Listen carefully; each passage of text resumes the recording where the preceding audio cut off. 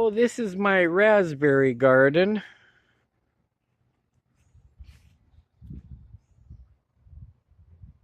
Just about getting ripe.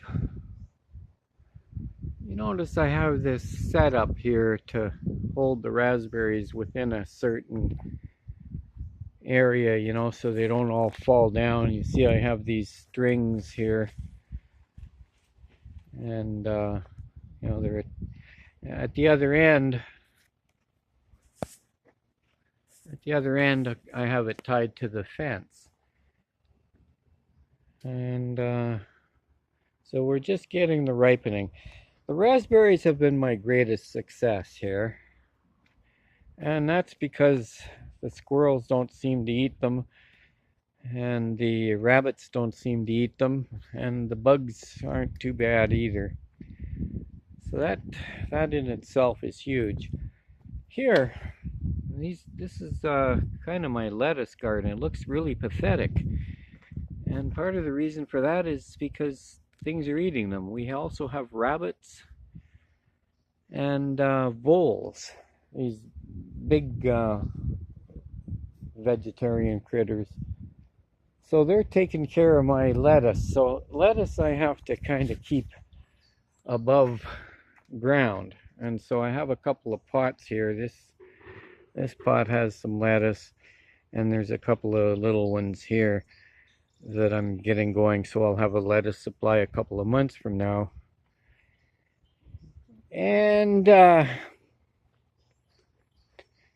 back to the raspberries. We have 3 raspberry plants here. They're a different kind. They're called Heritage, and I'm thinking of that being the only kind, but I'm going to see how this works this first year. Like I say, I started out with these 3.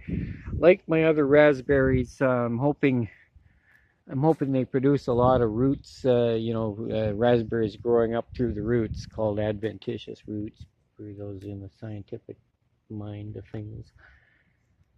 And, the reason I like them is because it's possible we don't need to have this set up with, trying to run strings across, and having this complicated setup. Here, part of the problem is that the next generation of raspberries, they're coming through all the time too, in huge numbers through the roots. And they're not producing anything this year, but there's way too many of them. They need to be culled, but it's hard to cull them when you have the other kind of so you got that, and I'm hoping to resolve that with this new kind. So now we move over to, it's been very hot here the last few weeks, so this is a tomato plant. It was an extra, and I haven't been paying much attention, and it's rewarding me, as you can see. And this one decided it gets a bit more attention because it's closer to the strawberries, which are over here. And the thing is that the strawberries, I'm pretty much, really giving up on right now. This is about the 4th year I've had these strawberries, and you can see there's a schwack of them. I should have a lot of strawberries here, but I get none because the squirrels get them all. So there's no point with this anymore.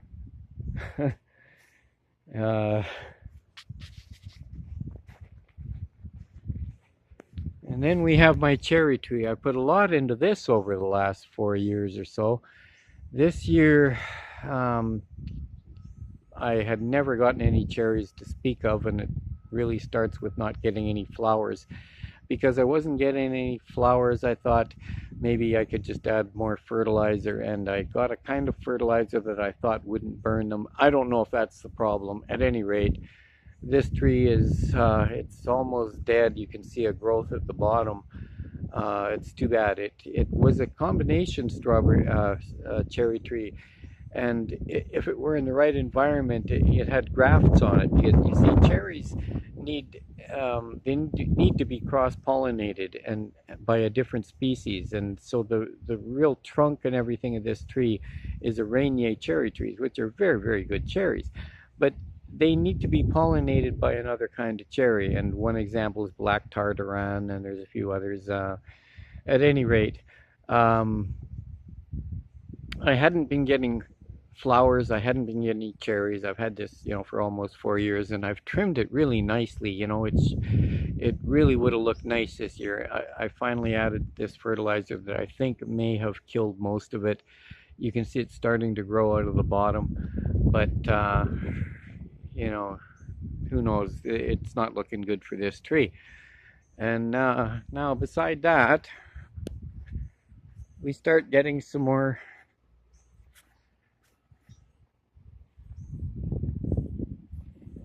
tomato plants.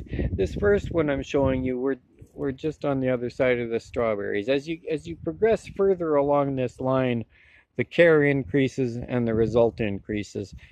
This was also an excess tomato plant. And here we have a cucumber plant.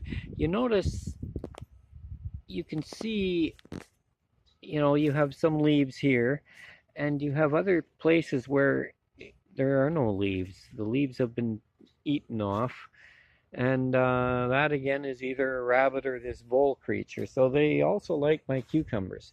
Then we get to zucchini. You only need one zucchini plant to do something incredible like this, where it pretty much can take over your whole garden. It seems to need less water, less nutrients, and less of everything. I'm going to take one of these zucchinis. Here we are. We're actually July 2nd, I think. Yeah, July 3rd. Yeah, July 3rd today. So here's my first zucchini I'm about to take out here. Okay. Oh. Oh, sure. Oh. Oh boy. Accidentally had it covered. But this is my zucchini. Don't know how long I had the hole covered there, but well, let's carry on and see what we can do. So that was zucchini. Beside it, now we start getting to the tomatoes that I'm taking care of. Like I say, this is July 3rd. There's one nice tomato already. Yeah, we got lots of tomatoes here. I've got really a ton of tomatoes.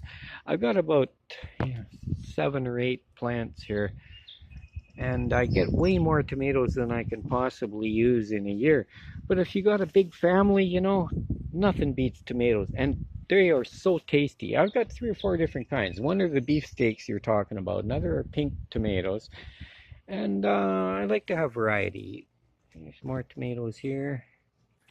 I'll give you a back view. When you were mentioning about spacing between them, I can only say that these obviously could be spaced better. I didn't know they were going to grow that huge, but I got lots of compost in there and lots of good things for them to eat, and I got them on I have a cage around them. I get that at dollar store really cheap, and that keeps it able to grow straight up.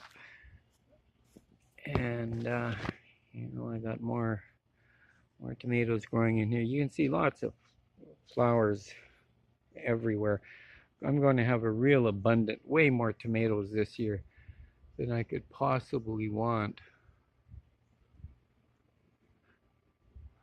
But I can make tomato sauce and all kinds of stuff out of them.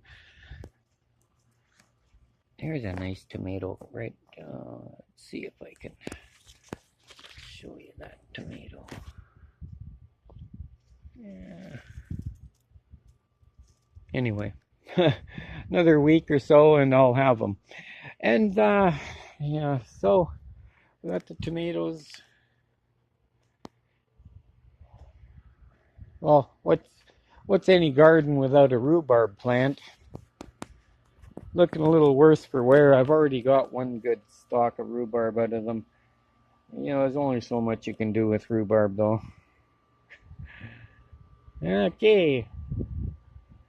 What else is notable while I'm here? That's called a heat pump. Something I never had in Calgary. It works as as an air conditioner in the summer and produces heat in the winter. Funny, I never heard of that till I came to Montreal. Okay, signing off. Bye bye.